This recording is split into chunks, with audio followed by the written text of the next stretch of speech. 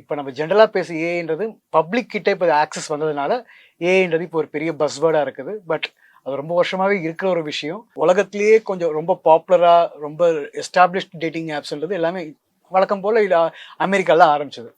அதை பார்த்து நிறைய டூப்ளிகேட் ஆப்ஸ் வந்துச்சு. அது க்ளோன் ஆப்ஸ்ன்னு சொல்லுவாங்க. இந்த ஃபேக் ஆப்ஸில் வந்து உங்களோட பர்சனல் ஐடென்டிட்டி மட்டும் இல்லாமல் உங்களோட பர்சனல் டீட்டெயில்ஸ் உங்கள் பர்சனல் ஃபோட்டோ அது மட்டும் இல்லாமல் அந்த சோர்ஸ் எங்கேயும் இன்ஸ்டால் பண்ணாங்கன்னு தெரியாம உங்க போன்ல இருக்கிற மற்ற எந்தெந்த டேட்டா வந்து அவங்க எடுத்திருக்காங்கன்னே உங்களுக்கு தெரியாது. ஹேக்கர்ன்றவன் சில்மிஷம் பண்றதுக்காக உங்க டேட்டாவை திருடுறவன். எத்திக்கல் ஹேக்கர் வந்து எப்படியெல்லாம் உங்க சிஸ்டமை உடைக்கலாம் அப்படின்னு உங்ககிட்ட படம் போட்டு காட்டுறவங்க. எடுத்த உடனே உங்களை வந்து தூக்கி ஒரு பெரிய ஒரு பேங்கிங்கோட சிஸ்டம்ல வந்து கொடுக்க மாட்டாங்க. என்ன நாங்க பண்ண என்ன ஆகும்னா அந்த சிஸ்டம்ஸ் பெட்டர் ஆகிட்டே போகும். நான் கண்டுபிடிச்சி இது மூலமா நான் ஹேக் பண்ணேன்னு சொல்லும் போது ரிப்போர்ட் கொடுக்கும்போது அந்த டோர்வேவை க்ளோஸ் பண்ணுவாங்க. இந்த போட்டோ வந்து ஒரிஜினல், இதை வந்து மாடிஃபை பண்ணல, இதுல யாரும் எதுவும் ஒர்க் பண்ணல, எதுவும் சேஞ்ச் பண்ணதுக்கு சர்டிபிகேஷன் இருக்குது. வணக்கம். இன்றைய சிறப்பு விருந்தினர் நிகழ்வில் பங்கேற்க வந்திருப்பவர் ஏஐ தொழில்நுட்ப நிபுணர் மனோஜ் பிரசாத் அவர்கள். அவரிடம் கேட்பதற்கு நிறைய இருக்கிறது, பேசலாம். சார் வணக்கம். எப்படி இருக்கீங்க? ஏஐ டெக்னாலஜி தான் இனிமேல் ஆளப்போகுதுன்னு சொல்றாங்க. அதை பத்தி கொஞ்சம் சொல்லுங்களேன். ஏஐன்றது இன்னைக்கு நேற்று வந்த விஷயம் இல்லை சார். இட்ஸ் பீன் தேர் ஒரு ஆல்மோஸ்ட் ஒரு 20-25 வருஷமாவே இருக்குது, பழக்கத்திலேயே இருக்கிற விஷயம். கடந்த ஒரு 4-5 வருஷமா அதை பத்தி நிறைய பேசுறதுனால இப்போதான் வந்த மாதிரி, இப்போதான் அந்த புது வார்த்தை மாதிரி ஒரு பஸ் வேர்ட் மாதிரி சுத்திட்டு இருக்கு தவிர ரொம்ப வருஷமாவே இருக்கிற விஷயம்தான். ஏஐன்றது ஒன்றும் புதுசா இல்லை. ஆட்டோமேஷன் தான் பேசிக்கான ஆஸ்பெக்ட். அதாவது ஒரு விஷயத்த ஒரு மனுஷன் செய்கிறத எவ்வளோ தூரம் அதை ஆட்டோமேட் பண்ண முடியும், எவ்வளோ தூரம் சீக்கிரமாக செய்ய முடியுது, எவ்வளோ தூரம் அதை வந்து மல்டிப்ளை பண்ண முடியுன்றது தான் ஆர்டிஃபிஷியல் இன்டெலிஜென்ஸ் பேசிக்காக ஒர்க் பண்ணுற ஆஸ்பெக்ட். அதில் ஏஐன்ற எம்எல் வரும், ஆர்பிஏ வரும், நிறைய காம்பனன்ஸ் இருக்குது, நிறைய டிஃப்ரெண்ட் டைப்ஸ் ஆஃப் ஏஐ இருக்குது. இப்போ நம்ம ஜென்ரலாக பேச ஏஐன்றது பப்ளிக் கிட்ட இப்போ ஆக்சஸ் வந்ததுனால ஏஐன்றது இப்போ ஒரு பெரிய பஸ்வேர்டாக இருக்குது. பட் அது ரொம்ப வருஷமாகவே இருக்கிற ஒரு விஷயம். இப்போ ஸ்ட்ராங்காக போயிட்டு இருக்குது. இப்போ அடுத்த வந்து எல்லாமே அந்த ஆங்கிளில் மூவ் ஆகிட்டு இருக்குது. எல்லாமே அதை டிபெண்ட் பண்ணி போயிட்டு இருக்கிறதுனால அது ஒரு பெரிய விஷயமா இப்போ பார்த்து பேசிட்டு இருக்காங்க எல்லாருமே. இப்போ ஐடி ஃபீல்டோட எதிர்காலத்தையே வந்து பாதிக்கக்கூடிய அளவில் ஏஐ இருக்கு. கரெக்ட். இப்போ யூஏ/யூஎக்ஸ் அப்படின்னு ஒரு இருந்தால் கூட அதையும் தாண்டி ஏஐன்னு ஒன்று வந்துருச்சு.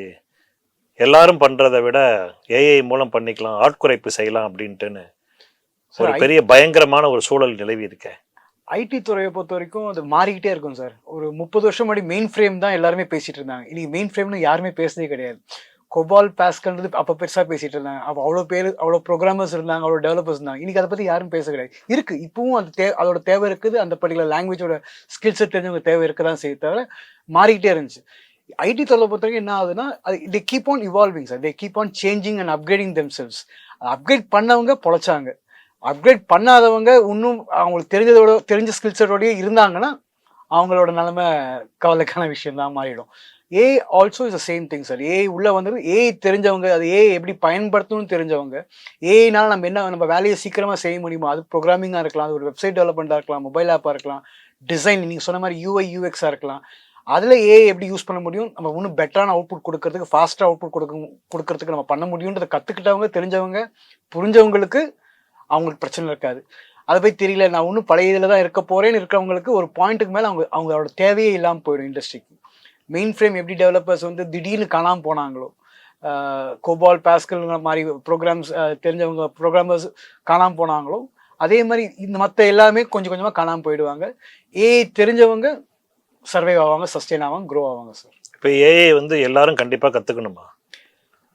ஐ மீன் என்ன ஐடி ஃபீல்டில் இருக்க எல்லாரும் என்னை பொறுத்த வரைக்கும் கத்துக்காத இருக்கிறது தப்பு சார். ஏன்னா இப்போது வந்து கத்துக்காம இப்போதைக்கு இது எனக்கு தெரிஞ்சு கத்துக்காதவங்களே யாரும் கிடையாதுன்னு தான் சொல்லுவேன். எல்லாருமே ஏதாவது ஒரு லெவலில் யூஸ் பண்ணிட்டு தான் இருக்காங்க.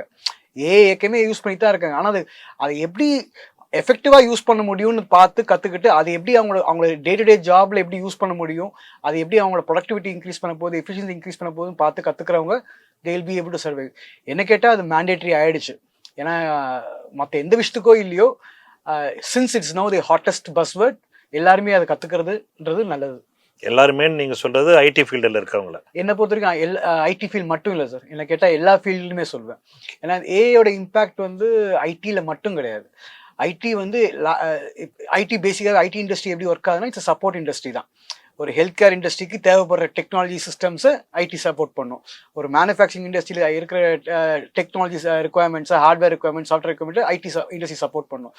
ஸோ எல்லா இண்டஸ்ட்ரியோட சப்போர்ட் இண்டஸ்ட்ரியாக இருக்கிற ஐடி இண்டஸ்ட்ரியிலேயே ஏஐ இருக்கும்போது கண்டிப்பாக எல்லா இண்டஸ்ட்ரியிலையுமே ஏஐ ஆட்டோமேட்டிக்காக வர ஆரம்பிச்சிடும். ஸோ என்ன கேட்டால் எல்லா இண்டஸ்ட்ரியிலுமே ஏஐ உள்ள நுழைய ஆரம்பிச்சாச்சு. ஆல்ரெடி நிறைய இடத்துல இம்ப்ளிமெண்ட் பண்ண ஆரம்பிச்சாச்சு. கம்மியாயிட்டே தான் இருக்குது. நம்ம நார்மல் ரெகுலராக ஒர்க் பண்ணுற ஸ்பீடு வந்து கம்மியாயிட்டே தான் இருக்குது. ஏஐயோட இம்ப்ளிமெண்டேஷன் ஜாஸ்தி ஆகிட்டு தான் இருக்குது. ஸோ என்ன கேட்டால் எல்லா இண்டஸ்ட்ரியிலுமே ஏஐ வரதான் போகுது, வந்துட்டு தான் இருக்குது. ஏற்கனவே இம்ப்ளிமெண்ட் பண்ணியிருக்காங்க. எல்லாருமே கற்றுக்கிட்டா இல் பி பெட்டர் சார். இப்போ மொபைல் யூசர்ஸ் அதிகம் இருக்காங்க, பட் நிறைய ஆப்ஸ் வந்திருக்கு. அதில் எது முக்கியமாக வச்சுக்கணும், எது முக்கியம் இல்லைங்கிறது எப்படி வந்து உபயோகிப்பாளருக்கு நீங்கள் சொல்லுவீங்க? ஒவ்வொருத்தோட யூட்டிலிட்டி பொறுத்த வரைக்கும் இப்போ நான் வந்து iOS ஆப்பும் ஐஃபோனும் வச்சுருக்கேன், ஆண்ட்ராய்ட் ஃபோனும் வச்சுருக்கேன். ஏன்னா எனக்கு வந்து ஒரு நேரத்தில் எல்லா டெக்னாலஜிலையும் ரெண்டு ஓஎஸ் ஸ்ட்ரீம்லையுமே எது வருது, எந்த ஆப் வருதுன்றதை பார்க்கணும். என்னோட தொழிலே அதனால அதை நான் பார்க்கணும் தான் ரெண்டுமே நான் பார்த்துட்டு இருக்கேன். உங்களோட பேசிக் ரெக்குவயர்மெண்ட்ஸை பொறுத்து இருக்குது சார். உங்களுக்கு எது தினம் தேவை இருக்குது. இப்போ வந்து நான் இப்போ கேப் யூஸ் பண்ணுறதே கிடையாது. செல்ஃபாக ட்ரைவ் பண்ணுறாங்கன்னா எனக்கு இந்த டாக்ஸி ஆப் எதுவுமே எனக்கு தேவையே இல்லை. ஸோ என்னோட ஃபோனில் அந்த ஆப்பே இருக்காது. நான் இப்போ வந்து புக்கிங் வந்து கிராசரி நான் வாங்குறது கிடையாது. நான் நேராக போய் கடையில் போய் வாங்குற பழக்கம் தான் இருக்கணும். எனக்கு அந்த ஆப் வச்சுக்க வேண்டிய அவசியமே இல்லை. ஸோ ஒவ்வொருத்தரோட தேவையை பொறுத்து அதுக்கு மட்டும் வச்சுக்கிறதுன்றது பெட்டர். ஏன்னா it limits your exposure also sir to the public R even to the technology companies. உங்களோட எக்ஸ்போஷர் கம்மி பண்ணணும். ஸோ தேவையில்லாத வச்சுக்காதீங்க. அது தேவையா இல்லையான்றது உங்களோட தேவையை உங்களோட பர்சனல் தேவையை பொறுத்து தான் இருக்குது சார். இல்லை, இப்போ நீங்கள் சொல்கிறது வந்து இப்போ டிரான்ஸ்போர்ட்டுக்கு வந்து அதுக்கான ஒரு ஆப் இருக்குது. அது ரேபிட்டோ அந்த மாதிரி, ஓலா இந்த மாதிரி. இப்போ கிராசரிஸ் வாங்கணும்னா அதுக்கான ஆப் இருக்கு. இப்படி ஒன்று ஒவ்வொரு தேவையை பொறுத்து இருக்கு. நீங்க அப்படி சொல்றீங்க. ஈவன் ஜுவல்லரி கூட நீங்க ஆப்ல வந்து ஆர்டர் பண்ண முடியும். நான் என்ன கேட்குறேன்னா, சில ஆப் வந்து இப்போ அது என்ன சொல்றது, தேவையில்லாம சில பேர் தவறுதலா கூட அதை பயன்படுத்த வாய்ப்பு இருக்கு. கரெக்ட். அந்த மாதிரி ஆப்பெல்லாம் வந்து எப்படி வந்து நீங்க உள்ள நுழைஞ்சவங்க எப்படி வெளியில வருவாங்க? எல்லாருக்கும் இதை பத்தின விழிப்புணர்வு இருக்கா? நான் ஒரு எக்ஸாம்பிளோடய சொல்கிறேன் சார். இப்போ ரீசெண்டாக வந்து பெருசாக பேசப்படுறது இந்த டேட்டிங் ஆப்ஸ் எல்லாம் பேசுவாங்க. ஸோ உலகத்திலேயே கொஞ்சம் ரொம்ப பாப்புலராக ரொம்ப எஸ்டாப்ளிஷ்ட் டேட்டிங் ஆப்ஸ்ன்றது எல்லாமே வழக்கம் போல் அமெரிக்காவில் ஆரம்பிச்சது. ஸோ அங்கே இருக்கிற டிண்டர், பம்பிள், அதில் என்ன ஆரம்பித்தாங்க, ஓகே கியூபிட், இந்த மாதிரி ஆப்ஸ் அங்கேயும் ஆரம்பித்தாங்க. அவங்க ரொம்ப வருஷமாக இருக்காங்க. அது அந்த விஷயத்த தேவையோ இல்லையோ அதை கரெக்டாக பண்ணுற ஒரு கம்பெனியாக இருக்காங்கன்னு வச்சுக்கோங்க. அதை பார்த்து நிறைய டூப்ளிகேட் ஆப்ஸ் வந்துச்சு. அது க்ளோன் ஆப்ஸ்ன்னு சொல்லுவாங்க. ஸோ அதே மாதிரி நம்மளும் அதே தொழில் பண்ணலாம், அதே பிஸ்னஸ் பண்ணலாம், அதே மாதிரி நம்மளும் ஆப் பண்ணலாம்னு இங்கே நம்ம ஊரில் ஆரம்பித்த நிறைய டேட்டிங் ஆப்ஸும் இருக்குது. அதுலேயும் நிறைய பேர் வந்து ப்ராப்பராக லெஜிட்டிமேட்டாக பண்ணுறவங்களும் இருக்காங்க. நம்ம ஊர் இந்தியன் ஆப்ஸ்லையும் இந்தியன் டேட்டிங் ஆப்ஸும் இருக்குது. அது லெஜிட்டிமேட்டாக டேட்டிங் மட்டும் பண்ணுற ஆப்ஸும் இருக்குது. பிரச்சனை என்னென்னா, இந்த டேட்டிங் ஆப்ஸ் எல்லாமே ப்ராப்பராக பண்ணும்போது அவங்க ரெகுலேஷன், கைட்லைன்ஸு, ரெஸ்ட்ரிக்ஷன்ஸ்லாம் ஃபாலோ பண்ணுவாங்கன்னா அவங்களுக்கு அந்த காஸ்ட் இருக்கும். அவங்க ஒரு சார்ஜ் பண்ணுவாங்க. அந்த சார்ஜ் கட்டுப்படி ஆகும்போது எவ்வளோ சீப்பராக ஆல்டர்னேட்டிவ் இருக்குமான்னு சொல்லிட்டு நம்ம மக்கள் வந்து தேட ஆரம்பிக்கும் போது தேவையில்லாத சோர்ஸ்லேருந்து டவுன்லோட் பண்ணி மாட்டிக்கிற ஆப்ஸ் நிறைய இருக்குது.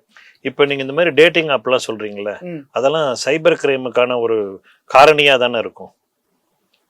சைபர் கிரைம் மட்டும் இல்லை சார், இது வந்து சைபர் கிரைமை தாண்டி நேஷனல் செக்யூரிட்டி லெவலுக்கு கூட இம்பாக்ட் ஆகிறதுக்கான விஷயம் இருக்குது. ஏன்னா இதோட சோர்ஸ் எங்கேருந்து நமக்கு தெரியாது. நான் சொன்ன மாதிரி லெஜிட்டிமேட்டான டேட்டிங் ஆப்ஸாக இருக்குதா இல்லையான்றதே ஒரு பஞ்சாயத்து. அந்த லெஜிட்டிமேட்டான டேட்டிங் ஆப் இல்லாமல் நிறைய ஃபேக் ஆப்ஸ் நிறைய இருக்குது. இந்த ஃபேக் ஆப்ஸில் வந்து உங்களோட பர்சனல் ஐடென்டிட்டி மட்டும் இல்லாமல் உங்களோட பர்சனல் டீட்டெயில்ஸ், உங்கள் பர்சனல் ஃபோட்டோ, இப்போ நம்ம கேள்விப்பட்டிருப்போம், ஃபோட்டோஸ் கேப்சர் பண்ணிடுறாங்க, வீடியோ கேப்சர் பண்ணிடுறாங்க, அதை வச்சு பிளாக்மெயில் பண்ணுறாங்க, த்ரெட்டன் பண்ணுறாங்க. அது மட்டும் இல்லாமல் அந்த சோர்ஸ் எங்கேயும் இன்ஸ்டால் பண்ணாங்கன்னு தெரியாமல் உங்கள் ஃபோனில் இருக்கிற மற்ற எந்தெந்த டேட்டா வந்து அவங்க எடுத்திருக்காங்கன்னே உங்களுக்கு தெரியாது. இப்போ நிறைய ஆப்ஸை வந்து போன வருஷம் கவர்மெண்ட் வந்து எலெக்ஷன் முன்னாடி பேன் பண்ணாங்க, உங்களுக்கு தெரியும். சென்ட்ரல் கவர்மெண்ட் பேன் பண்ணுச்சு. அதோட காரணம் வந்து not only because it is from a different country, இன்னொரு கண்ட்ரிலேருந்து வரது மட்டும் இல்லை, அது மூலமாக எவ்வளோ டேட்டா நம்ம ஊர் மக்களோட டேட்டா அவங்க ஊருக்கு போகுது. அந்த என்ன டேட்டான்னு சொல்ல வருது, அந்த ஃபோனில் வர எஸ்எம்எஸ்லேருந்து, ஓடிபிலேருந்து, வாட்ஸ்அப் மெசேஜ்லேருந்து, அவங்க பேசுகிற கால், கான்டாக்ட் நம்பர்ஸ் எல்லாமே ஷேர் ஆகுது. அது எது வந்து எப்படி பயன்படுத்தப்படலாம்னு நமக்கு தெரியாது. What is the security risk நமக்கு தெரியாது. ஸோ அந்த மாதிரி இருக்கும்போது இந்த மாதிரி அன்னோன் சோர்ஸஸ்லேருந்து வர ஆப்ஸ் அவாய்ட் பண்ணல, கண்டிப்பாக அவாய்ட் பண்ணி ஆகணும். இந்த மாதிரி தேவையில்லாத ஒரு விஷயத்துக்காக ஒரு அந்த கேட்டகரி ஆப்ஸே வச்சுக்காதது பெட்டர். இப்போ என்னோட மொபைல் நம்பர் வந்து என்னோட பர்சனல், பட் ஒரு கடையில் போய் ஒரு சாமான் வாங்கினா நம்பர் கேட்குறாங்கல்ல, அது கொடுக்கலாமா? அந்த கடையை பொறுத்து இருக்கு சார். அந்த கடையை பொறுத்து நான் என்ன இப்ப எல்லா கஸ்டமர்ட்டையும் எல்லாரோட நம்பரும் வாங்கி அவங்க வேற யாருக்கோ தானே சேல் பண்றாங்க. Correct sir. அதனால தானே நம்மளுக்கு மார்க்கெட்டிங் ஆட் எல்லாம் வருது. பிரச்சனையே வந்து நீங்க எல்லா இடத்துலயும் கொடுக்கறதுனால யார் மூலமா அது லீக் ஆச்சுன்னு உங்களுக்கு தெரியுது இல்லை. நான் ஒரு சின்ன ஒரு ஃபார்முலா ஃபாலோ பண்ணுவேன். ஒரு வாட்டி கொடுக்கும்போது என் பேரு பின்னாடி ஒரு ஸ்பெசிஃபிக்கான ஒரு பேரை லெட்டர் ஆட் பண்ணி நான் கொடுப்பேன். ஸோ லீக் ஆகும்போது அவன் திருப்பி நான் கால் பண்ணும்போது என்ன பேர்ல கால் பண்ணாலும் பொறுத்து இந்த மூலமா தான் சோர்ஸ் மூலமா தான் போச்சுன்னு தெரிஞ்சு I make it a point to go and have an issue with that shop. நான் சண்டை போட்டிருக்கேன். யாரை கேட்டு என் டேட்டா முதல்ல கேட்கலாமா? கேட்கறது அவங்க உரிமை சார். கொடுக்காது உங்க உரிமை. கொடுக்க முடியாதுன்னு சொல்லி நீங்க மெடிக்கல்ல போய் மருந்து வாங்கினாலும் உங்க நம்பர் கேட்கறாங்க. கொடுக்க முடியாதுன்னு சொல்லிட்டு வந்துடலாம். கிராசரி ஷாப் போனாலும் கேட்கறாங்க, சூப்பர் மார்க்கெட்ல கேட்கறாங்க. கொடுக்க முடியாது நீங்க சொல்லிட்டு வரதுக்கான உரிமை உங்களுக்கு இருக்கு sir. Nobody can force you to give that data. இன்னும் நம்ம பிரச்சனை அது வந்து அது பர்சனல் டேட்டா, அது கிரிட்டிக்கல் டேட்டா, நம்மளே அதுக்கு மரியாதை கொடுக்க மாட்டேன்றதுதான் பிரச்சனையா இருக்குது. அது வெளில போயிட்டு வரும்போது அது எரிச்சல் மட்டும் நமக்கு வர தவிர அது எவ்வளவு முக்கியமானது நம்ம கொடுக்கும்போது யோசிக்க மாட்டேன்றோம். கொடுத்ததுக்கு அப்புறம் நம்ம வருத்தப்படுறோம் தவிர கொடுக்கும்போதே நம்ம யோசிக்கணும். இந்த டேட்டா உனக்கு எதுக்கு, அது எதுக்கு உனக்கு நான் தர முடியாதுன்னு சொல்லிட்டு நீங்க ரெஃப்யூஸ் பண்ணலாம். அது நம்ம right. Nobody can force you to give that. அவன் he has a right to refuse service also. எனக்கு அது கொடுத்தாதான் நான் சர்வீஸ் கொடுக்க முடியும்னா அப்படிப்பட்ட சர்வீஸும் உங்களுக்கு தேவையில்லை. ஸோ அது அது அந்த பர்டிகுலர் இன்ஸ்டன்ஸை பொறுத்து இருக்கு சார். அது லீக் ஆகாம பார்த்துக்க வேண்டியது அவங்களோட பொறுப்பு. டேட்டால வந்து டேட்டா பிரைவசின்றது ஒரு பெரிய ரொம்ப ரொம்ப இம்பார்ட்டன்ட் ஃபேக்டர். இப்போ இந்த ஹேக்கர்ஸ் சொல்றாங்கல்ல, ஹேக்கர் எத்திக்கல் ஹேக்கர்னு, அது என்ன டிஃபரெண்ட்? ஹேக்கர்ன்றவன் சில்மிஷம் பண்றதுக்காக உங்க டேட்டாவை திருடுறவன். எத்திக்கல் ஹேக்கர் வந்து எப்படியெல்லாம் உங்க சிஸ்டமை உடைக்கலாம் அப்படின்னு உங்ககிட்ட படம் போட்டு காட்டுறவங்க. உங்க சிஸ்டம்ல வீக்கா இருக்குப்பா, உங்க சிஸ்டம் செக்யூரிட்டி சரியில்லை, இதெல்லாம் நீ கரெக்ட் பண்ணணும்னு சொல்லி காமிச்சு கொடுக்குறவன் ethical hacker. So it depends upon the customer. நீ ஹேக்கரா இல்லை எத்திக்கல் ஹேக்கரான்றது அதே ஸ்கில் செட் தான். ஒரு ஹேக்கருக்கு இருக்க அதே ஸ்கில் செட் தான் எத்திக்கல் ஹேக்கருக்கும் இருக்கணும். இல்லாட்டி ஒருத்தன் பில்ட் பண்ற சிஸ்டம் இன்னொருத்தன் உடைக்க தெரிஞ்சாதான் அவன் எத்திக்கல் என்ன பண்ணுவாங்கிறத போலீஸ் தெரிஞ்சாகணும். ஸோ திருட மாதிரி யோசிக்க தெரிஞ்சாதான் அவன் வந்து போலீஸா வேலை செய்ய முடியும். அதே தான். நீ போலீஸா இருக்கிற திருடனா இருக்கியான்றது அதே டிஃபரன்ஸ் தான். இப்ப இந்த எத்திக்கல் ஹேக்கர்னால இப்ப நம்மளோட இன்டெலிஜென்சி, டிஃபென்ஸ், இந்த மாதிரி ஆல் டிபார்ட்மெண்ட்ஸ், கவர்மெண்ட், இந்த மாதிரி பெரிய கம்பெனிஸ், பிரைவேட் கம்பெனிஸ் எல்லாருக்கும் ஹெல்ப் பண்ண முடியும்ல? இருக்காங்க சார். அப்படி எத்திக்கல் ஹேக்கர்ஸ் நம்ம கண்ட்ரில எவ்வளவு பேர் இருப்பாங்க? என்ன பர்சன்டேஜ் இருப்பாங்க? பர்சன்டேஜ் சொல்ல முடியாது. எவ்வளவு பேர் இருப்பாங்க எனக்கு தெரிஞ்சு அட்லீஸ்ட் ஒரு 5 லட்சத்துக்கு மேல இருப்பாங்க சார். சர்டிஃபைடாவே இருப்பாங்க. ஓகே. அத்தனை பேரும் எந்த லெவல்ல வேலை பாக்குறாங்க, எந்த மாதிரி நம்ம இந்தியன் கம்பெனிஸ்க்கு மட்டும் தான் வேலை பாக்குறாங்க, இந்தியன் கவர்மெண்ட்ஸ்ல இருக்கிறதுக்காக வேலை பாக்குறாங்க, இல்லை ஃபாரின் கிளைண்ட்ஸ்க்கு ஒர்க் பண்றாங்கன்னு தெரியாது. ஏன்னா அதோட ரிக்வயர்மெண்ட் வந்து அரௌண்ட் த வேர்ல்டு. இன்னைக்கு வந்து இந்த ஹேக்கிங் ஆர் செக்யூரிட்டின்றது has become a critical point. அதுவும் ஏஐ வந்ததுக்கு அப்புறம் இன்னும் ஜாஸ்தி ஆயிடுச்சு.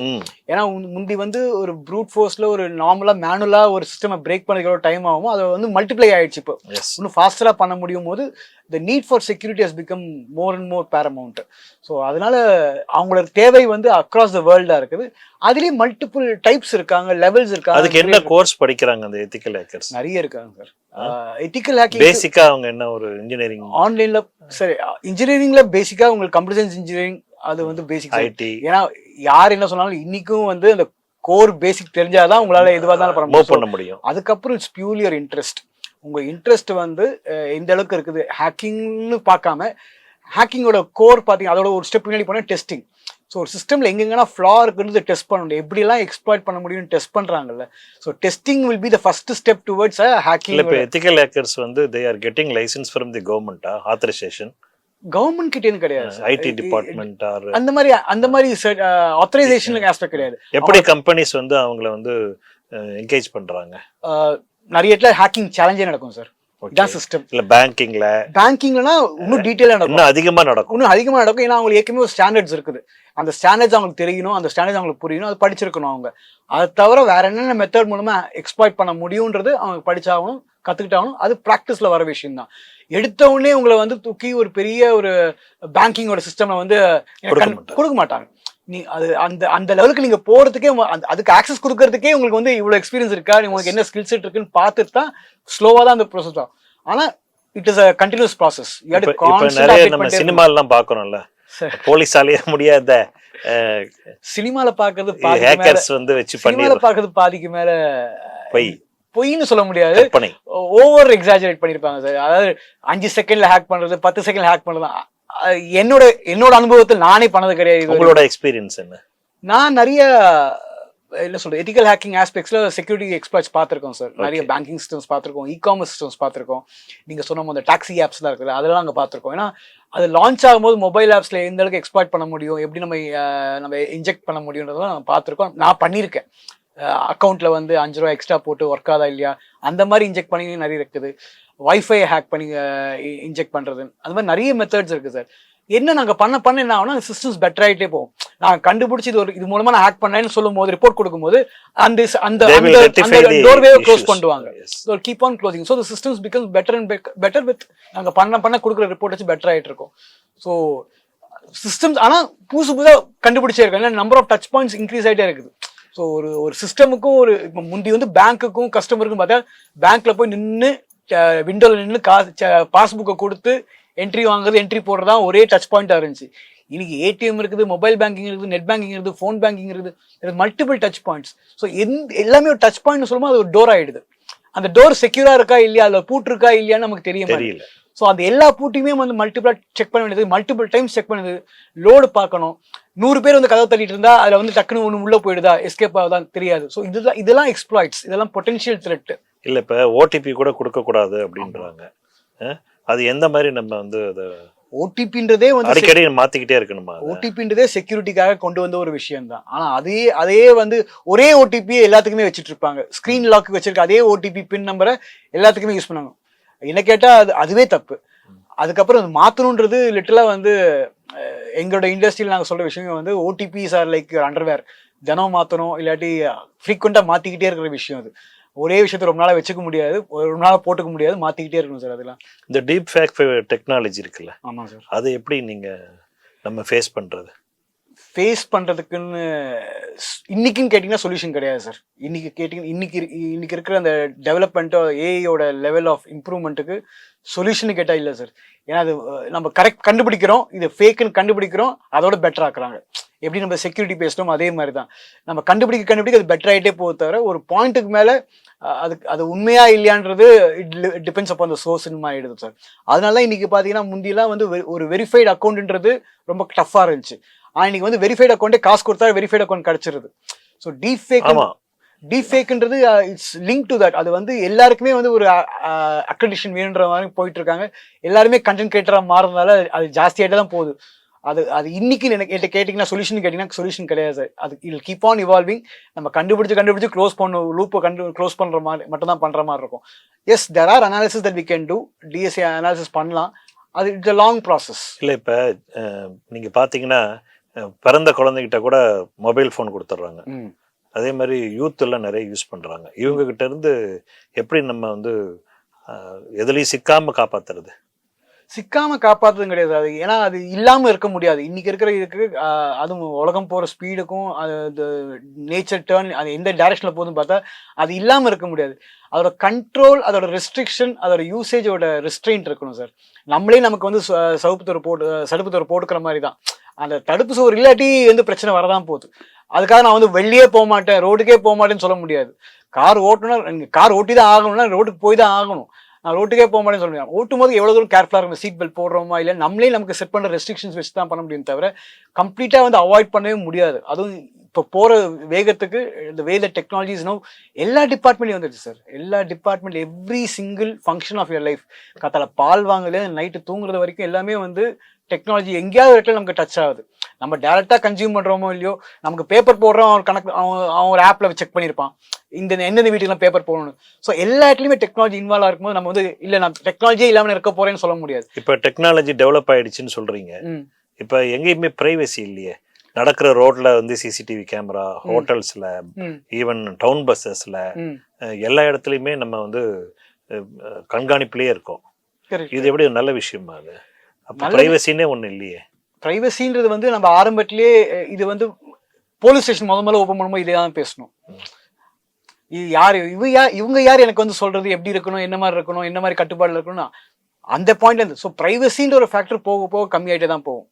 ஆனால் எந்த அளவுக்கு என் டேட்டா யூஸ் பண்ணுறாங்க, எதுக்கு யூஸ் பண்ணுறாங்க, அதுக்கான யூஸ் பண்ணுறதுக்கான கன்சென்ட் நான் கொடுத்தனா இல்லையான்றது அவங்களோட ஃப்ரேம் ஒர்க்கை பொறுத்த வரைக்கும் அவங்க டேட்டா, அது வீடியோ கேப்சர் டேட்டாவாக இருக்கலாம், சிசிடிவி டேட்டாவாக இருக்கலாம், அது அவங்களோட ரெஸ்பான்சிபிலிட்டி சார். அது it becomes responsibility of the people are using அந்த particular technology to capture it. இப்போ சிசிடிவி பார்க்கறது யாரு, அவங்க எதுக்கு அந்த டேட்டா யூஸ் பண்ண போறாங்க, சும்மா தினம் வந்து அவங்க பக்கத்தில் இருக்கிறவங்க பார்க்கறதுக்காக யூஸ் பண்ணக்கூடாது.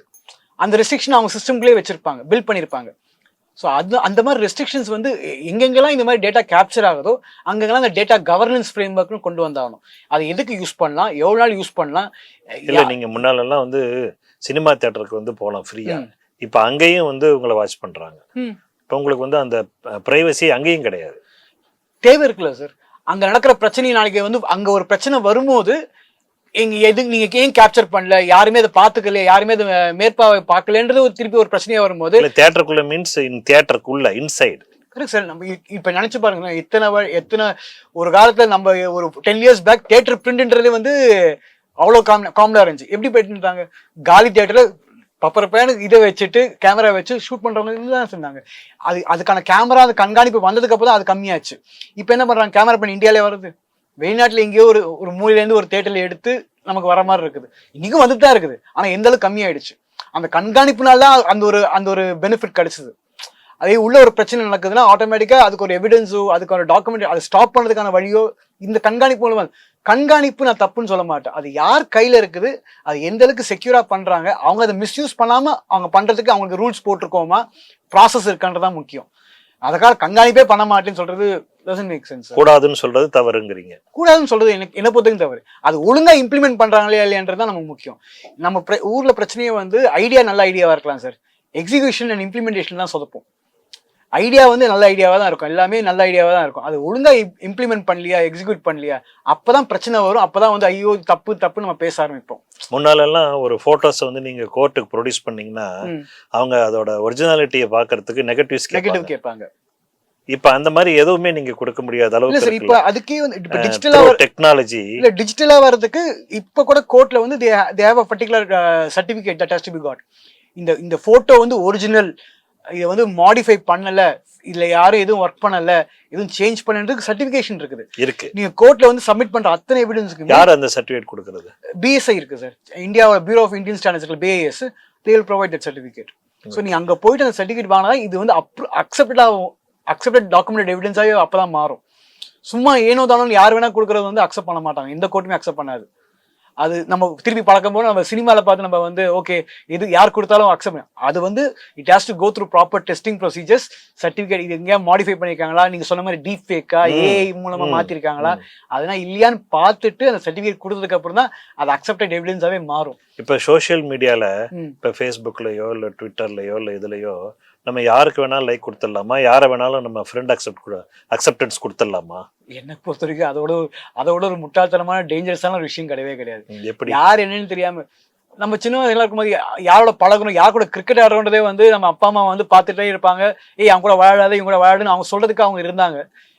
இப்போ டிஜிட்டலா போன அப்புறம் யார் எந்த மூலையில இருந்து கான்டாக்ட் பண்றாங்க, உண்மையிலேயே அவங்க தானா, அவங்க பின்னாடி என்ன ஒண்ணுமே நமக்கு தெரிய மாட்டேது. ஸோ எவ்வளவுதான் தெரியாதவங்க நேரா பார்த்து மீட் பண்ணி தெரியாதவங்களை அக்செப்டே பண்ண. எனக்கு இன்னைக்கு வந்து என்னோட லிங்க்டின்லயும் என்னோட ஃபேஸ்புக்லயுமே ஒரு 500-600 ரிக்வஸ்ட் இருக்கும், ஃப்ரெண்ட் ரிக்வஸ்ட் இருக்கும். நான் அவங்களை இது வரைக்கும் பார்த்ததே கிடையாது, பேசுறதே கிடையாதுன்னா அக்செப்ட் பண்ணவே மாட்டேன். பார்த்து பேசினவங்களா இருந்தா கூட அவங்க அடுத்த வாட்டி அவங்கள பார்க்கும்போது அவங்க நேரா விஷயம் நீ எனக்கு ரிக்வஸ்ட் அனுப்பிச்சியான்னு கேட்டுட்டு தான் நான் அக்செப்டே பண்றேன். ஏன்னா யார் மூலமா எப்படி நடக்குதுன்னே தெரிய மாட்டேங்குது. நான் நிறைய வாட்டி நான் சப்போஸ்லி நான் ஒரு எத்திக்கல் ஹேக்கரு நான் ஏமாந்துருக்கேன் சார். ஃப்ரெண்டோட அப்பா வந்து ஃபோன் பண்ணி ஃபேஸ்புக்கில் அவசரமாக கேஷ் கேட்டலாம்னு சொல்லி நான் அவசரத்துக்கு நான் அனுப்பிச்சிருக்கேன்.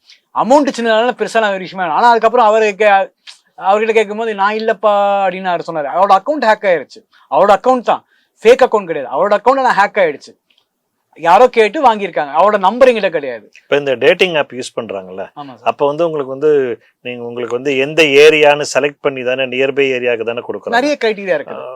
நீங்க வந்து மீட் பண்ணணும்னு இப்ப சொன்னீங்கல்ல, அதுதானே அர்த்தம். கரெக்ட், நியர்பைங்கிறது தானே. இது நியர்பை ஏரியால இருக்கவங்களோட தானே நீங்க டேட்டிங் பண்ணணும். கரெக்ட். சோ அப்ப அதுல ஃபேக் வர்றதுக்கு வாய்ப்பு இருக்கா? நிறைய இருக்கு சார், நிறைய இருக்கு சார். நியர்பையா இருந்தாலும் மீட் பண்ண முடியாது, நம்ம போன்லயே பேசலாம். அவங்க நிறைய அந்த மாதிரி தான் பண்ண போறேன்னு முடிவு எடுத்தவங்க நிறைய பொய்கள், நிறைய மாற்றி சொல்றது எல்லாமே பண்ணுவாங்க. they have their own criteria செலக்ஷனுக்கு. யார் வந்து என்ன சொன்னா ஏமாறுவாங்க. ஹனி டிராப் மாதிரி தான் இது.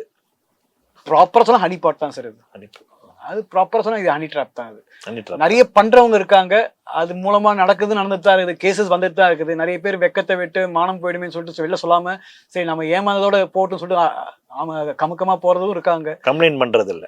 Complaint barely I would say 10% கூட கம்ப்ளைண்ட் ஆக்சுவலா வரது கிடையாது சார். ஆனா எவ்வளவு நடந்துகிட்டு இருக்கும் குற்றங்கள்? 1000ல நடந்துட்டு இருக்கும் சார். 1000ல நடந்துட்டு இருக்கும். தமிழ்நாட்டுல 1000ல நடந்துட்டு இருக்கும் சார். Okay okay. அது அந்த அந்த படியில ஆங்கிள் வந்து இது தமிழ்நாடு, நார்த் இந்தியா, இந்தியா அப்படின்னா கிடையாது. எல்லா இடத்துலயுமே ஒரே மாதிரி தான் நடந்துட்டு இருக்குது. இது நாட் ஓன்லி மென், ரெண்டு பக்கமும் நடக்குது. மென்னை ஏமாத்துற விமனும் இருக்காங்க, விமனை ஏமாத்துற மென்னும் இருக்காங்க. ஸோ பர்சன்டேஜ் ரேஷியோ சேஞ்ச் ஆகலாம், பட் அது காமன் ஃபேக்டர். இதுல வந்து ஜெண்டர் பாகுபாடே கிடையாது, மேல் ஃபீமேல்லாம் பார்க்க கிடையாது. எல்லாருமே அந்த விஷயத்துல ஏமாறாம இருக்க தான் செய்யறாங்க. ஸோ அது அப்படிதான் நடந்துட்டு இருக்குது. இப்ப ரீசெண்டா இந்த சுகர் டேடி சுகர் மம்மின்னு ஒரு இஷ்யூ போகுது, அது வந்து நம்ம கலாச்சாரமா? கலாச்சாரமா இல்லையான்னு கேட்டா கலாச்சாரம் கிடையாது சார். ஆனா கலாச்சாரமே வந்து ஒரு பாயிண்ட் மேல இவால்வ் ஆயிட்டே போகுது. ஸோ இது எங்கேருந்து வந்துச்சுன்னு தெரியல, எந்த எந்த இதுலேருந்து யாரை பார்த்து இன்ஃப்ளூயன்ஸ் ஆகிட்டு உள்ள வந்துச்சுன்னு தெரியல. அதுக்கு வந்து சப்போர்ட் பண்ற மாதிரி நம்மளோட எக்ஸ்போஷரும் மாறிடுச்சு. இப்போ இன்னைக்கு 10 வருஷம் முன்னாடி நமக்கு வந்து இதெல்லாம் தான் நமக்கு தெரிஞ்ச விஷயங்கள், இதுதான் நமக்கு தெரிஞ்ச கல்ச்சர்னு இருந்துச்சு. இன்னைக்கு வந்து எனக்கு 10,000 கல்ச்சர் தெரியும். இந்தோனேஷியால இருக்கிற ஒரு வில்லேஜ்ல என்ன அவங்க பேசுறாங்க பண்றாங்கன்னு நான் இங்க உட்காந்து பார்த்துட்டு இருக்கேன். கொரியால என்ன படம் ஓடுதுன்றது நான் இங்க உட்காந்து பார்த்துட்டு இருக்கேன். என்னோட எக்ஸ்போஷரும் ஜாஸ்தி ஆகும்போது ஆட்டோமேட்டிக்கா அது கரெக்டா தப்போ அந்த கல்ச்சரோட இன்ஃப்ளூயன்ஸும் எனக்கு வர ஆரம்பிக்குது. ஸோ சில பேருக்கு அது வந்து இது நல்லா இருக்கு அப்படின்னு அந்த கல்ச்சருக்குள்ள போறது, அப்படி போய் நமக்குள்ள அப்சார்ப் ஆகிற டேர்ம்ஸ் தான் இதெல்லாம். டேர்ம்ஸ் மட்டும் இல்ல, கல்ச்சரல் இன்ஃப்ளூயன்ஸ் தான் இதெல்லாமே வருது சார். இப்போ முன்னாலலாம் ஒரு பில்டிங்குள்ளார நம்ம போய் கதவை தட்டினாதான் எத்தனை பேர் இருக்காங்கன்னு பார்க்க முடியும். இப்போ ஜிபிஎஸ்ல இப்போ இந்த பில்டிங்ல இத்தனை பேர் இருக்காங்க அப்படிங்கிற அளவுக்கு வாட்ச் பண்றாங்கல்ல, அதை பத்தி சொல்லுங்களேன். அது அந்த பர்டிகுலர் ஆக்சஸ் இருக்குல்ல சார், எத்தனை பேர் இருக்காங்க ஜிபிஎஸ் லெவலில் இருக்குது. நான் அன்னைக்கு சொன்ன அப்போ ஏற்கனவே சொன்ன மாதிரி அந்த டேட்டா யார்கிட்ட அந்த ஆக்சஸ் இருக்குது. இப்போ நீங்களும் நானும் வந்து காமனாக இருக்கிற மக்கள்கிட்ட அந்த ஆக்சஸ் இருக்காது. ஜிபிஆர்எஸ் டேட்டா சிடிஆர் போட்டு போலீஸால மட்டும்தான் அந்த டேட்டாவை எடுக்க முடியும்னா அவங்களுக்கு அந்த ஆக்சஸ் தேவைப்படலாம். அப்போ கூட அவங்களால நம்பர் லெவலில் தான் இருக்கும் தவிர அவங்களுக்கு ஃபோனோட ஆக்சஸ் இருக்காது. ஸோ அந்த டேட்டாவோட கவர்னன்ஸ் தான் ரொம்ப முக்கியம். என்ன டேட்டா யார்கிட்ட கிடைக்குது, எதுக்காக பயன்படுத்துறதுக்கு கிடைக்குதுன்னு அவைலபிலிட்டி இருக்கான்னு கேட்டீங்கன்னா இருக்குது. அந்த டேட்டா ஒரு இடத்துல இருக்குது. இப்ப டெலிபோன்ல பேசுற பேச்செல்லாம் ஒட்டு கேட்கறாங்கல்ல, அது பிரைவேட் பீப்புளுக்கும் உண்டா, ஒன்லி பொலிட்டீஷியன் செலிபிரிட்டிஸ் அந்த மாதிரி உண்டா? திருப்பி சார் அது வந்து யார் கையில அந்த ஒட்டு கேட்கிற அந்த ஓவர் ஹியர் பண்ற அந்த டெக்னாலஜி யார்கிட்ட இருக்குன்றதை பொறுத்து இருக்குது. நேஷனல் செக்யூரிட்டி ஏஜென்சியா இல்லாட்டி போலீஸ் கிட்டியா அப்படின்றது. அவங்களா இருந்தாலும் they have to have a exploit ஒரு வழி இருக்கணும், ஒரு மெத்தட் இருக்கணும் அந்த ஃபோனுக்குள்ள வரதுக்கு. அவங்க யாரை டேப் பண்ண போறாங்கன்றது பொறுத்து இருக்குது. இல்ல இப்ப நீங்க கவர்மெண்ட் என்எஸ்ஏங்கிறது கவர்மெண்ட் தான். ஆமா, இப்ப நம்ம நாட்டுல 120 கோடி பேர் இருக்காங்க, ஒரு 80 கோடி பேர்ட்ட போன் இருக்குன்னா 80 கோடி பேரோட போனையுமா அவங்க டேப் பண்ணுவாங்க. இது எப்படி சொல்றதுன்னா, ஒரு ரிவர் ஒரு அருவி இருக்குன்னு வச்சுக்கோங்களேன், அதுல 1000 மீன் போகுது. 1000 மீன் யாரும் பிடிக்க போகுது இல்லை. அவங்களுக்கு தேவையான மீன் பிடிக்கிற ஒரு மீனா இருக்கா, அந்த ஒரு மீன் தான் அவங்க டார்கெட் பண்ண போறாங்க, அந்த ஒரு மீன் தான் பிடிக்க போறாங்க. வலை போட்டு வீசுறாங்களா என்ன பண்ணுவாங்க, அப்போ கூட வலையை வீசுவாங்க தவிர அது எது சிக்காதுன்னு இருக்குது. ஸோ அதே மாதிரி there is a filter that they will use. என்ன வார்த்தைகள், யார்கிட்ட பேசுறான், எந்த நம்பருக்கு கான்டாக்ட் போகுது, என்ன ஃப்ரீக்வன்சி.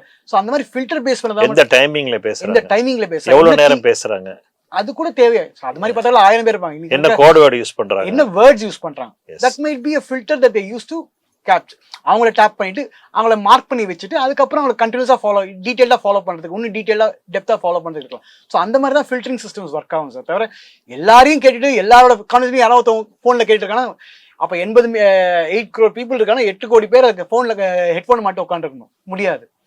ஸோ இங்கதான் AI will come into picture. AI வந்து இப்ப நான் என்ன பேசுறேன், நீங்க என்ன பேசுறேன், அதோட இம்பார்ட்டன்ஸ் எனக்கு புரியாது. ஆனா நம்ம என்ன பேசல, வார்த்தையில எந்த வார்த்தை முக்கியம்ன்றது ஏஐ கேட்ச் பண்ணும். இது ஒரு ஹியூமன் கேட்ச் பண்ணனா அவன் வந்து அவனோட ஃபெட்டிக்ல அவன் ஷிஃப்டோட டியூரேஷனை பொறுத்து மறக்கலாம், மிஸ் ஆகாம போய். இங்கதான் ஏஐ முக்கியம்னு சொல்றோம். இங்கதான் ஏஐ எல்லாத்துலயுமே வரும்னு சொல்றோம். ஏஐ ஆக்சுவலா பெட்டரா இருக்கும். ஏன்னா ஒரு மனுஷன் என்னோட விஷயத்தை கேட்டுட்டு அதை வச்சு என்னை வந்து என்னை மிஸ்யூஸ் எக்ஸ்ப்ளாய்ட் பண்ணுவானா அந்த பயம் எனக்கு இல்லை. இது ஒரு மிஷின். நான் தப்பு பண்ணா மட்டும்தான், இல்லை தப்பான ஒரு வேர்டை யூஸ் பண்றேன்னு மட்டும்தான் அதை பிக் பண்ணி என்னை வந்து டேக் பண்ணவே போகுது. எனக்கு என்னோட டேட்டா வந்து இப்போ தெரிஞ்ச ஒரு மனுஷனுக்கு, தெரிஞ்ச ஒரு உருவத்துக்கு, மனுஷ உருவத்துக்கு போறதுக்கு பதிலா ஒரு ஏஐ கேட்குது. அது அதோட ஃபில்டருக்குள்ள மாட்டுச்சுன்னா நான் வந்து ஒரு பர்சன் ஆஃப் இன்ட்ரெஸ்டா மாறுறேன். இல்லையா அது கண்டுக்கவே போகுது இல்லை. இதே வந்து ஒரு மனுஷன் ஒட்டு கேட்கறான்னா நான் எனக்கு ஒரு பயம், அவன் யாரா என்னோட பேச்சை ஒட்டு கேட்குதுன்னு எனக்கு தோணும். இதே ஒரு ஏஐ கேட்குதுன்னா நான் தப்பு பண்ணா மட்டும்தான் ஏஐ கையில மாட்ட போகுது. ஸோ தப்பு பண்ற மட்டும் தான் பயப்படணும். நான் பயப்பட இப்ப மொபைல்ல பேசினா டேப் ஆகுது, அதனால வாய்ஸ் கால்ல பேசலாம் அப்படின்னு பேசுறாங்களே, அந்த மாதிரி பண்ணா அது ரெக்கார்டிங் ஆகாதா? அது ஒரு ஃபேலசி சார். எல்லாமே டேட்டா. நீங்க வாய்ஸ் கால்ல பேசணும் டேட்டா தான், நீங்க வீடியோ கால்ல பேசணும் டேட்டா டேட்டா தான். ஸோ எந்த டேட்டாவை யார் கேப்சர் பண்றதுக்கு ரெடி, நான் சொன்ன அந்த வலையை எங்க போடுறாங்கன்னு பொறுத்து இருக்குது. ஸோ இதுல பேசினாங்க வராது, அதுல பேசினா வராது. அது அவன் பண்ணணும்னு நினைச்சானா எல்லாத்துலயுமே பண்ண முடியும். அவன் பண்ணணும்னு நினைச்சா அவன் வந்து டிரான்ஸ்ஃபர் ஆக முடியும். உங்க ஃபோன் லெவலே ட்ராக் பண்ணி எடுக்க முடியும். ஸோ அது வந்து ஒரு திருப்பி சொல்றேன், சினிமா பார்த்து சினிமால வர இப்ப நீங்க ஒரு பெரிய எக்ஸ்பர்ட், நீங்க இப்ப என்னோட ஃபோன் நம்பர் எல்லாம் நீங்க வந்து வித்தவுட் மை நாலேஜ் நீங்க டிரான்ஸ்ஃபர் பண்ணிக்க முடியுமா உங்க மொபைலுக்கு? அந்த டெக்னாலஜி இருக்கு சார். இருக்கு. பண்ணணும் இல்ல டெக்னாலஜி இருக்கு. அதுக்கு பண்ண முடியுமான்னு கேட்டீங்கன்னா வழி இருக்கான்னு கேட்டீங்கன்னா வழி இருக்கு. அதுல யாரும் குறைய சொல்லுங்க, வழி இருக்குது. ஆனா அதுக்கு நான் என்ன பண்ணணும், உங்களோட போன்ல ஆக்சஸ் எனக்கு தேவைப்படும். இல்லாட்டி நான் உங்களை ஏமாத்துறதுக்கு நான் ஒரு விஷயம் செய்யணும், ஒரு என்ட்ரி பாயிண்ட் எனக்கு வேணும். இல்லாட்டி உங்க போன்ல ஆக்சஸ் எனக்கு தேவைப்படும். இல்லாட்டி நீங்க யூஸ் பண்ற வைஃபைல நான் இருக்கணும். அது மாதிரி நிறைய மெத்தட்ஸ் இருக்குது. ஆனா டெக்னாலஜி இருக்கான்னு கேட்டா இருக்கு. அதை நான் பண்றேனா இல்லையான்றது அது அவங்கள பொறுத்து இருக்கு. தேவை இல்ல. அதாவது ஒருத்தருடைய போனை திருடிதான் வந்து தகவல்களை எடுக்கணும்னு இல்ல, எது டேபிள்ல இருந்தா கூட எடுத்துக்கலாம்.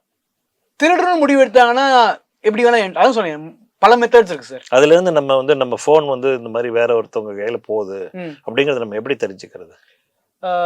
சில பேசிக்கான ஆஸ்பெக்ட்ஸ் அதுவும் இப்போ நிறைய மாறிட்டே இருக்கு, அப்டேட் ஆகிட்டே இருக்கு சார். ஏன்னா சாஃப்ட்வேர் தான் சார். ஒரு மனுஷன் பண்றத ஒரு மனுஷன் அதை உடைக்க முடியும். நம்ம என்ன செக்யூரிட்டி சிஸ்டம், இப்போ ஒரு டோர் போடுறோம், ஒரு லாக் போடுறோம், அது பூட்டு. நீங்க எக்ஸ்பர்ட், நீங்க எடுத்துட்டீங்கிறது எனக்கு தெரியல. நான் சொல்றது யாராவது வந்து எங்கிட்ட ஒரு சிஸ்டம் பில்ட் பண்ணி எனக்கு வந்து 100% செக்யூரா கொடுனா நான் வந்து இல்ல என்னால முடியாது, வேற யாராவது பாத்துக்கோங்க. ஏன்னா 100% கிடையாது. There is nothing like 100% security at all. ஒரு லூப் ஹோல் இருக்கும், எப்போதுமே ஒரு லூப் ஹோல் இருக்கும் சார். எல்லாத்துக்கும் எல்லா சிஸ்டமுக்கும் ஒரு லூப் ஹோல் இருக்கும்.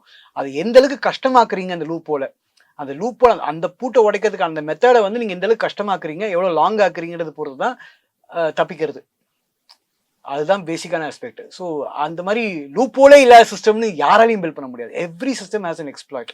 Every system has. இல்ல இப்ப என்னோட மொபைல் நான் வந்து நிறைய போட்டோஸ் வச்சிருக்கேன், நிறைய வீடியோஸ் வச்சிருக்கேன், நிறைய பர்சனல் நம்பர்ஸ், விஐபி நம்பர்ஸ் வச்சிருக்கேன். நான் நினைச்சுக்கிட்டு இருக்கேன் நான் வந்து இதுல பாஸ்வேர்டு போட்டு வச்சிருக்கேன், யாருமே எடுக்கல அப்படின்னு இருக்கேன். இன்னைக்கே சொல்ல முடியாது, இப்போ கூட யாருக்குமே போயிருக்கலாம். அது நான் எப்படி தெரிஞ்சுக்கிறது? சில விஷயம் ஒரு தடவை எடுத்துட்டாங்க, அதுக்கப்புறம் வரலன்னா நம்ம வந்து எதுவும் பண்ண முடியாது. ஆனா இங்கதான் ஃபாரன்சிக் சைபர் கிரைம் நீங்க சொன்னீங்கன்னா சொல்றேன், ஃபாரன்சிக் டீம் இருக்காங்க, சைபர் ஃபாரன்சிக்ஸ் இருக்காங்க.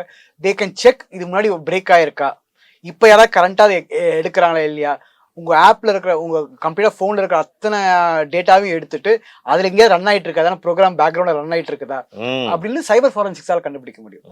சாதாரண மனுஷன் நீங்களும் நானும் கண்டுபிடிக்கிறது இன்னும் கஷ்டமா இல்ல, சாத்தியம் இல்ல. இருந்துச்சு ஒரு பாயிண்ட்ல வந்து சில பேர் சொல்லுவாங்க உங்க போன் தேவையில்லாம சூடாகுதா, அது வந்து இட் மீன்ஸ் ஏதோ ஒரு ரன் ஆயிட்டு இருக்குது, பேட்டரி கூட சூடாகல, பேட்டரி டக்குன்னு கம்மியாகுதா, ஏதோ ஒரு பிரச்சனை இருக்குதுன்னு.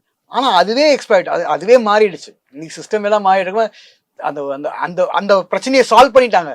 ஹேக் பண்றவனும் அவன் டெக்ல பிஸ்தா இருக்கிறதுனால வந்து இது மாதிரி ஒரு ப்ரோக்ராமே உங்க ஆப்ல இன்ஸ்டாலே பண்ணிருக்கான். அவன் இந்த ஒரு பிரச்சனையை அவனால சால்வ் பண்ண முடியாது, அதையும் சால்வ் பண்ண ஆரம்பிச்சிட்டாங்க. இல்ல இப்ப ஒவ்வொரு மனுஷனுக்கும் 6வது விரலா மொபைல் இருக்கு. இதுல வந்து நிறைய வந்து நீங்க சொன்ன மாதிரி நிறைய குறைபாடுகள், தவறுகள் இதெல்லாம் நடந்தேறிக்கிட்டே இருக்கு. இந்த மாதிரி ஒரு இதுல இருந்து ஒரு விழிப்புணர்வு மக்கள் பெறறதுக்கு என்ன வழி? என்ன கேட்டீங்கன்னா மேக்சிமம் தேவைப்படும் மட்டும் போனை யூஸ் பண்ணுங்க, தேவைப்படுற விஷயத்துக்கு மட்டும் யூஸ் பண்ணுங்க. அதுக்கு மேல அது ஆண்ட்ராய்டு வேணா பட்டன் போனுக்கு போயிடுங்கிறீங்க. ஏன் பட்டன் போன் ஹேக் பண்ண முடியாதா? அதுவும் டேட்டா தான் சார். ஸோ இன்னைக்கு எல்லாமே டேட்டா தான் சார். ஸோ நீங்க பட்டன் ஃபோன் யூஸ் பண்றீங்களோ, ஆண்ட்ராய்டு யூஸ் பண்றீங்களோ, லேட்டஸ்ட் ஐஃபோன் யூஸ் பண்ணி டசன்ட் மேட்டர். உங்ககிட்ட எடுக்கணும்னு முடிவு எடுத்தாங்கன்னா யார் வேணா எப்படி வேணா எந்த ரூபத்தை வேணா எடுக்கலாம். அது டசன்ட் மேட்டர் அட் ஆல். நீ உங்களுக்கு உங்களோட தேவையை நீங்க கண்ட்ரோல் பண்ணிக்கோங்க. உங்களுக்கு ரெஸ்ட்ரிக்ஷன் நீங்க என்ன சொல்றது, சுய பரிசோதனை ரொம்ப முக்கியம். செல்ஃப் கட்டுப்பாடு அடுத்து செல்ஃப் டிசிப்ளின், செல்ஃப் கண்ட்ரோல் ரொம்ப ரொம்ப முக்கியமா இருக்கு. எதுக்கு தேவையோ அதுக்கு மட்டும் யூஸ் பண்ணுங்க. அது தவிர தள்ளி ஓரமா வச்சாலே it becomes much better. Of course எங்களை மாதிரி ஆளுங்களாம் எங்களுக்கு ரெவன்யூ லாஸ் தான். நீங்க எங்களோட டெக்னாலஜி யூஸ் பண்ணா எங்களுக்கு ரெவன்யூ லாஸ் தான். பட் உங்களுக்கு தேவையான விஷயத்துக்கு மட்டும் யூஸ் பண்ணுங்க. உங்களுக்கு தேவை கொடுக்குற உங்க தேவையை சாட்டிஸ்ஃபை பண்ணுறது மட்டும் யூஸ் பண்ண தவிர அதுக்கு மேலே அதை டிபெண்ட் பண்ணியிருக்காதீங்க. நீங்கள் சொன்ன 6வது விரலாக இருக்காமல் எப்போ தேவையோ அப்போ மட்டும் எடுத்து யூஸ் பண்ணுற மாதிரி இருக்கும். இப்போ அதுவே நிறைய ஃபோன்ஸில் பில்ட் பண்ண ஆரம்பிச்சிட்டாங்க. ஸ்க்ரீன் டைம்னு ஒரு கான்செப்ட் கொண்டு வந்துட்டாங்க. அந்த பர்சனல் மென்டல் ஹெல்த்னு கொண்டு வந்துட்டாங்க. எவ்வளோ மணி நேரம் நீங்கள் ஸ்க்ரீனை திறந்து வச்சுட்டு இருக்க அதை கணக்கு பார்க்கணும். எனக்கு தெரிஞ்சு நிறைய பேருக்கு 16 மணி நேரம் 17 மணி நேரம் ஸ்க்ரீன் டைம் இருக்குது ஒரு நாளைக்கு இருக்குது 24 மணி நேரம். அதில் எப்படி 16 மணி நேரம் ஸ்க்ரீனை திறந்து வச்சிருக்கேன் எனக்கு புரியல. என்னோட ஸ்க்ரீன் டைம் பார்த்தா 11 hours எந்து நான் ஒர்க் பண்ணுற டைம் பார்த்தீங்கன்னா ஒரு 15 மணி நேரம் ஒர்க் பண்ணுறேன்னு வச்சுக்கோங்களேன். அதில் 11 மணி நேரம் நான் ஃபோன் திறந்து வச்சிருக்கேன்னா எனக்கு அது ஒரு பெரிய பயமாக இருந்துச்சு. நானே அந்த மற்றவங்களுக்கு அட்வைஸ் பண்ணி நானே அதே தப்பு பண்ணிட்டு இருக்கேன். இப்போ நான் டெடிக்கேட்டாக வந்து ஃபோக்கஸாக அது கம்மி பண்ணி கொண்டு வந்துட்டு இருக்கேன். ஒரு 9 கிட்ட கொண்டு வந்திருக்கேன். அதுவும் தப்பு தான். 9ன்றதே ஜாஸ்தி. 9 மணி நேரம் நான் வந்து ஃபோன் பார்த்துருக்கேன்றது தப்பு தான். ஆனால் அந்த மாதிரி self control is what we can do sir. அதை தவிர இல்லை அதை நான் எனக்கு வேண்டாம் நான் ஒதுக்கி வைக்கிறேன், நான் டீடாக்ஸ் பண்ணுறேன், நான் ஃபோனை தூக்கி வச்சுட்டு ஓரமா அப்படி வாழ முடியாது சார் இன்னைக்கு. ஏன்னா நமக்கு தேவைக்கு நம்ம அது கண்டிப்பாக அந்த ஆக்சஸ் தேவை தான். அது நம்ம கொண்டு வர செல்ஃப் கண்ட்ரோல் தான் இருக்குது. அப்புறம் இந்த லாஸ்ட் கொஸ்டின், கவர்மெண்ட்டுக்கு வந்து நீங்கள் புதுசாக ஒரு ஆப் ஒன்று ரெடி பண்ணி கொடுத்துருக்கீங்க அப்படின்னு சொன்னாங்க. அது என்னது? அது கவர்மெண்ட்டுக்கு நிறைய விஷயம் இந்த புது கவர்மெண்ட்டுக்கு தமிழ்நாடு கவர்மெண்ட்டுக்கு அவங்களே நிறைய டெக்னாலஜி இனிஷியேட்டிவ் எடுத்துட்டு இருக்காங்க. ஸோ அதனால ஒரு ப்ரொபோசல் லெவலில் மல்டிபிள் டிபார்ட்மெண்ட்ஸ்க்கு ரிக்வஸ்ட் நிறைய இருக்குது. ஸோ ஒவ்வொரு விஷயத்துல ஒன்று பண்ணிட்டு இருக்கோம். எம்எல்ஏஸ்க்காக எல்லா கான்ஸ்டிடியூன்சி டேஷ்போர்ட் மாதிரி ஒன்று ரெடி பண்ணியிருக்கோம். அதுதான் கொண்டு போயிட்டு ப்ரொபோசலாக கொடுத்துருக்கோம். அதாவது எல்லா தொகுதியிலையும் என்ன நடக்குது, எவ்வளோ ப்ராஜெக்ட்ஸு, எவ்வளோ கம்ப்ளைண்ட்ஸ் வந்திருக்கு, அது எவ்வளோ சால்வ் ஆயிருக்கு, எவ்வளோ ஸ்பெண்ட் ஆயிருக்குன்றது லைவா ஒரு டேஷ்போர்ட் மாதிரி. அதாவது நீங்க வந்து என்ன பண்றீங்கன்னா ஒவ்வொரு எம்எல்ஏக்கும் ஒரு ஆப் கிரியேட் பண்ணி கொடுத்துறீங்க. 234 எம்எல்ஏக்கு மட்டும் இல்ல, அவங்களோட தொகுதி மக்களுக்கும் ஆப் இருக்கு. ஸோ அவங்க கம்ப்ளைண்ட் போடுறது அது மூலமா இல்ல அந்த எம்எல்ஏக்கு பண்ணி கொடுக்குற அந்த ஆப்புக்குள்ளதான் பப்ளிக்கோட கிரீவன்ஸ், தொகுதி மக்கள் கோரிக்கையை வந்து அதுல பதிவு பண்ணுவாங்க. அதை வந்து அந்த எம்எல்ஏ பார்த்து அவர் பரிசீலனை பண்ணி அந்தந்த துறை அமைச்சர்களுக்கோ அரசாங்கத்துக்கோ அதை வந்து அனுப்பி வைப்பாரு. அங்கிருந்து வரக்கூடிய தகவல்களை வந்து அந்த பயனாளிகளுக்கு திருப்பி அனுப்புவாரு.